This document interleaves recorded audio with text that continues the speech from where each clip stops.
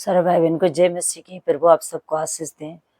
आज मैं सारे पास्टर भैया से पूछने चाहती हूँ, जो भी मेरे वीडियो की तरफ देखेगा, अगर किसी को बुरा लगेगा तो जरूर मैसेज कीजिएगा मेरे। मैं ये पूछने चाहती हूँ मेरे भाई, कहाँ पे ऐसा लिखा है कि एक दास के ऊपर दूसरी दास आरोप लगाए? कहाँ वचन में लिखा है? अगर गलतियां सबसे होती है, अगर गलती अगर उन्होंने किया है, वो प्रभु जानते हैं, आप नहीं जानते ना मैं जानती हूँ।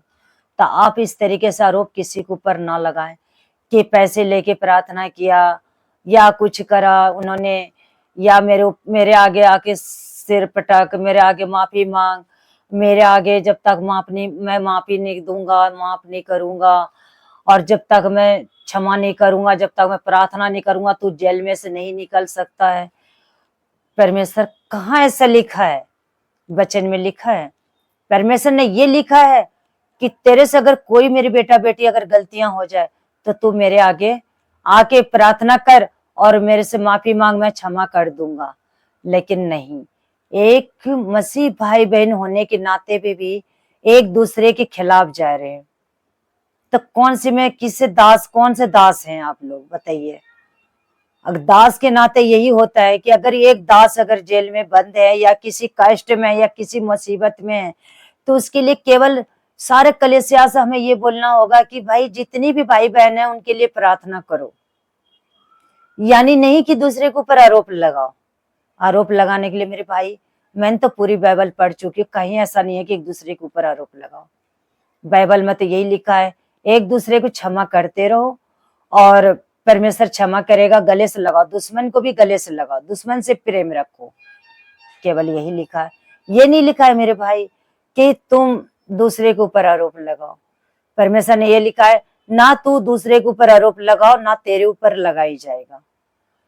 अगर तुम दूसरे के ऊपर आरोप लगाते हो तो तेरे ऊपर भी लगाई जाएगा। लेकिन मेरे भाई, एक मसीह भाई बहन होने के नाते भी तुम एक दूसरे के ऊपर आरोप लगा रहे हो, ये गलत है। एक पास्टर जी कहता है, जब तक तू मेरे आगे गिरेगा नहीं, माफी नहीं मांगेगा, जब तक तू मेरे आगे सर ना टिकाएगा, गिड़गिड़ाएगा नहीं, और जब तक मैं प्रार्थना नहीं करूंगा आपके लिए, तब तक आपको जेल में से नहीं निकालेगा। कितनी भी दुनिया प्रार्थना कर ले तेरे लिए, जब तक मैं नहीं करूंगा तब तक तेरे को नहीं निकाल सकता।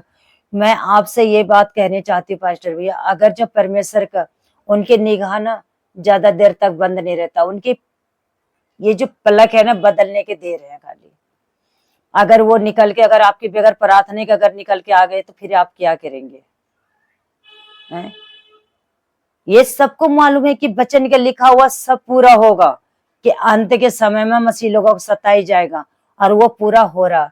लेकिन एक मसीह भाई बहन एक साथ एकजुट होके तो रहो, लेकिन आप लोगों के अंदर नहीं। अगर आप बड़े से बड़े पास्टर हो, मैंने माना कि बड़े से बड़े पास्टर हैं आप, हैं बहुत सी चंगाइयां पा रहे हैं, लेकिन एक बात बताओ, कहाँ पास्टर लोग हैं आप लोग?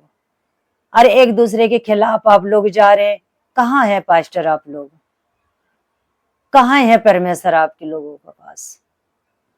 परमेश्वर ने तो ये कहा एक दूसरे के लिए प्रेम से और प्रार्थना करो उनके लिए और प्रेम से रहो, लेकिन आप लोगों के अंदर तो ऐसा कुछ है ही नहीं मेरे भाई। एक दूसरे के पास्टर के ऊपर दूसरे आरोप लगाए जा रहे हैं। और प्रॉफेट विजेंद्र सिंह ने क्या गलती किया नहीं किया, क्या आप जानते हैं? मैं तो खैर नहीं जानती हूँ, क्या आप जानते हो?